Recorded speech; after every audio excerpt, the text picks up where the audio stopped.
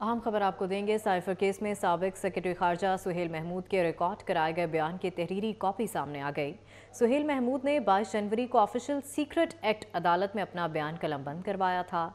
सुहेल महमूद ने कहा कि मार्च 2022 में मेरी तैनाती बतौर सेक्रेटरी खारजा थी। 8 मार्च 2022 को वाशिंगटन में पाकिस्तानी सफीर से टेलीफोनिक राबता हुआ। सफीर ने अमरीकी सेक्रेटरी ऑफ स्टेट बराए साउथ सेंट्रल एशिया से मुलाकात का बताया। इस मुलाकात में सफ़ीर के साथ डिप्टी हेड ऑफ मिशन और डिफेंस अताशी भी मौजूद थे। सफ़ीर ने मामले की हसासियत से मुतालिक बताया। सफ़ीर ने कहा कि उन्होंने इस बातचीत के हवाले से वजारत खारजा को साइफर टेलीग्राम भिजवाया है। आपको बताएं कि साइफर केस में साबिक सेक्रेटरी खारजा सुहेल महमूद के रिकॉर्ड कराए गए बयान की तहरीरी कॉपी सामने आ गई है। इसी पर बात करेंगे। हाशिर एहसन हमारे साथ मौजूद हैं। हाशिर, बताएगा इस तहरीरी कॉपी के हवाले से।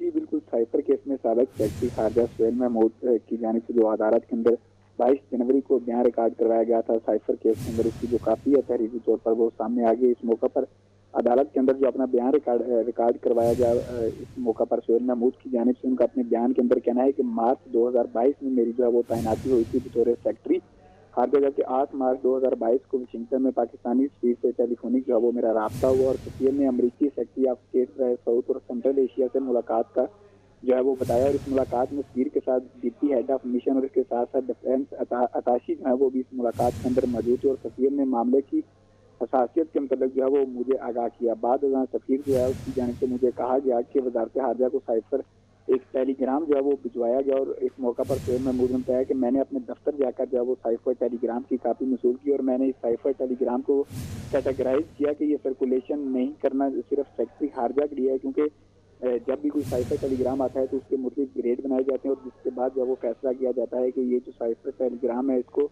कहाँ पर भेजा जाए। इस मौका पर इनकी जानिब से अदालत में ये भी कहा गया कि मैंने हदायत के साथ जो टेलीग्राम की कापी है उसको तकसीम करने की मंजूरी दी और साइफर की कापी SPM को सरब मोहर जो है वो लिफाफे में भिजवाने की हदायत की गई। 27 मार्च 2022 को जलसा में साबिक वज़ीर-ए-आज़म बानी PTI ने एक जो खत है वो लहराया और 28 मार्च को मुझे एडिशनल सेक्रेटरी अमेरिका की जानिब से इंटरनल नोट जो है वो मशहूर हुआ। नोट में कहा गया था कि अमरीकी हुकाम ने वज़ीर-ए-आज़म साबिक वज़ीर-ए-आज़म जो कि बानी PTI उनकी जानिब से पब्लिक स्टेटमेंट जो है उस पर तशवीश का इजहार जो है वो इनकी जानिब से किया गया और इस मौके पर मैंने इस नोट को उस वक्त के वज़ीर खारजा जो है उसको भेजते हुए उनको मशवरा दिया कि अमेरिका से मुंसलिक रहना ही जो है वो हमारी समझदारी है। इस मशवरे का मकसद अहम मुल्क के साथ पाकिस्तान के ताल्लुकात का तहफ़्फ़ुज़ और सेक्टर कम्युनिकेशन के अवामी सतह पर बहस से गुरेज करना था। 29 मार्च 2022 को उनका कहना है कि मुझे मुलाकात के लिए बनीगाला बुलाया गया, जो कि पहले से तयशुदा मीटिंग नहीं थी और मुख्तसर नोटिस पर जो है ये मीटिंग उस वक्त के वज़ीर-ए-आज़म और बानी PTI के घर पर जो है वो बुलाई गई और इस मीटिंग के अंदर जो है वो बानी PTI के अलावा वज़ीर खारजा शाह महमूद कुरैशी और